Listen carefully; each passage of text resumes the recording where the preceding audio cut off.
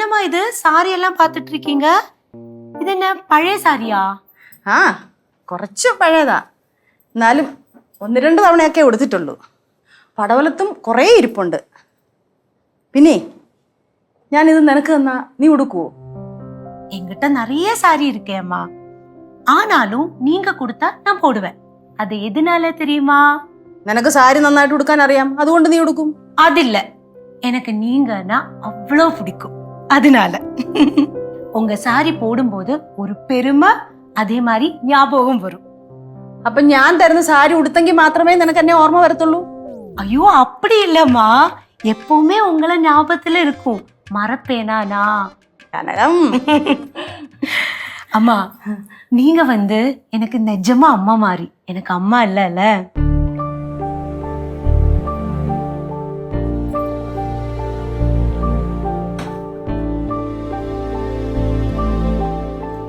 കനകം,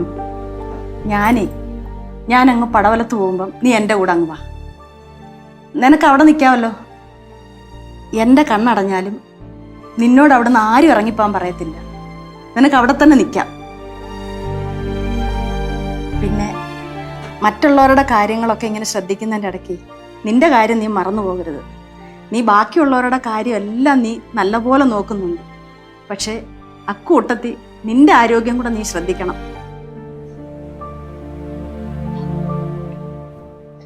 எனக்கு நீங்கள் அவ்வளோ பிடிக்கும்.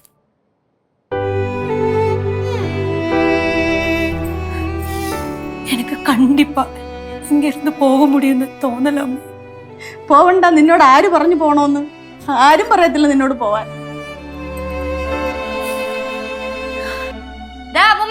അമ്മൂമ്മയുടെ കൊച്ചുമോളുണ്ടല്ലോ, നിലയ്ക്ക് നിർത്തിക്കോളണം. നിന്നോട് പറഞ്ഞിട്ട് നീ നിലയ്ക്ക് നിക്കണ്ടേ? ഞാൻ എന്റെ കാര്യമല്ല പറഞ്ഞേ, പാറുവിന്റെ കാര്യ പറഞ്ഞേ. എന്നാച്ചു ലച്ചു? എന്നാച്ചു ലച്ചുന്നാ? 4 കോലും കുത്തി വെച്ച് 2 പാട്ടാൻ നിർത്തി ആ ഷെഡിനകത്ത് കയറി കയറ്റാം. വലിയ മുതലാളിച്ചാണെന്നാണ് വിചാരം. എന്നിട്ട് വിക്കണതാ 4 നാരങ്ങ മിഠായും. എന്റെ അമ്മൂമ്മ എന്നെ പരിസരത്ത് അടുപ്പിക്കുന്നില്ല. ഞാൻ അങ്ങോട്ട് എന്തെങ്കിലും ചെന്ന് പറഞ്ഞു കഴിഞ്ഞാൽ അപ്പൊ തന്നെ പോ ചേച്ചി എന്ന് പറഞ്ഞ് ഓടിച്ചു വിടുവാണ്. നീ എന്തിനാ ആവശ്യമില്ലാതെ അവിടെ ചെന്ന് കയറി കൊടുക്കുന്നേ? അത് പിള്ളേര് ഇങ്ങനെ കടയൊക്കെ തുടങ്ങുന്ന കാണുമ്പോ ഒരു കൗതുകം കാണാൻ, അതുകൊണ്ട് പോയതല്ലേ. പക്ഷെ എന്നെ അവിടെ അടുപ്പിക്കണ്ടേ? അതെന്നാ தெரியுமா? நீதான் அவ கடை ஓபன் பண்றது பிளாக் பண்ணேன்னு அவன் சொல்றா. ഞാനാ? അത് ഞാൻ എന്ത് ചെയ്ത്? നിങ്ങൾ അവളെ ഇളക്കിയപ്പോ ഞാനും ജസ്റ്റ് ഒന്ന് സപ്പോർട്ട് ചെയ്തു, അത്രയല്ലേ ഉള്ളൂ. എന്റെ ലച്ചു, അവൾ എന്തുവന്ന് വെച്ചാ ചെയ്തോട്ടെ, നീ അങ്ങോട്ട് പോവണ്ട. ഞാൻ പോവും. പിന്നെ എനിക്ക് പറയാനുള്ള പറയണ്ടേ? അല്ലെങ്കിലും ഈ പരിവന്മാരെ അവളെ വളർത്തിയത് ഞാനല്ലേ അമ്മൂമ്മ. നിങ്ങൾ ചേച്ചി അനിയത്തി എന്തുവന്ന് വെച്ചാ ആയിക്കോ, എനിക്ക് വയ്യ പറയാൻ. ഞാനേ അവളെക്കാളും 10 ഇരട്ടി മുട പിടിച്ച ടീമാ. കൂടുതൽ ഷോ കാണിച്ചേണ്ടല്ലോ, രായ്ക്ക് രാമായണം ഞാൻ ആ കട കത്തിക്കും. கடை கத்திக்க போறியா? என்ன லட்சு இது? அம்மா எவ்வளோ கஷ்டப்பட்டு அந்த கடையெல்லாம் போட்டாங்க தெரியுமா?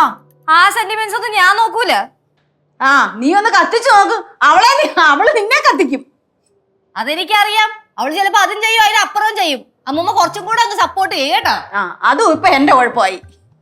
ஐயோ, அவ நிஜமா அப்படியெல்லாம் பண்ணுவாளா? ഒന്നുമില്ല.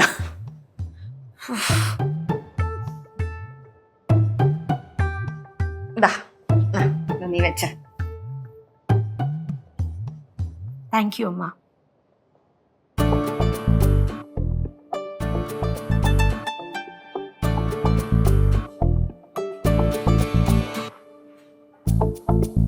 ഈ കൊച്ചിന്റെ ഒരു കാര്യം.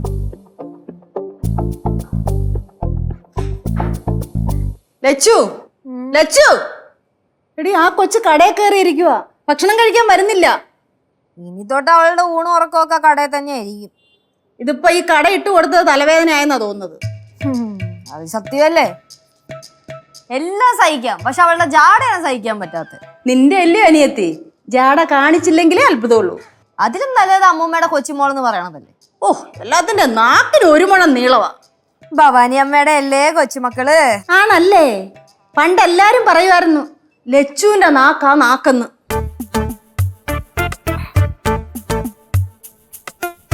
അറിയാൻ പാടില്ലാത്തത് കൊണ്ട് ചോദിക്കുക. അമ്മൂമ്മ വെറുതെ അങ്ങോട്ടും ഇങ്ങോട്ടും പോകുമ്പോഴത്തേക്കും എന്നെ എന്തെങ്കിലും പറഞ്ഞില്ലെങ്കിൽ അമ്മൂമ്മയ്ക്ക് ഉറക്കം വരില്ലല്ലേ? പിന്നെ എനിക്ക് ഉറക്കം വരത്തില്ല. എന്നാച്ച്? ആ കൊച്ചു ഇതുവരെ ഭക്ഷണം കഴിക്കാൻ വന്നിട്ടില്ലെന്നേ, കടയിൽ കയറി ഒറ്റ ഇരിപ്പാ. நானும் 2-3 வாட்டி கூப்பிட்டேன், அப்போ அவ வரல.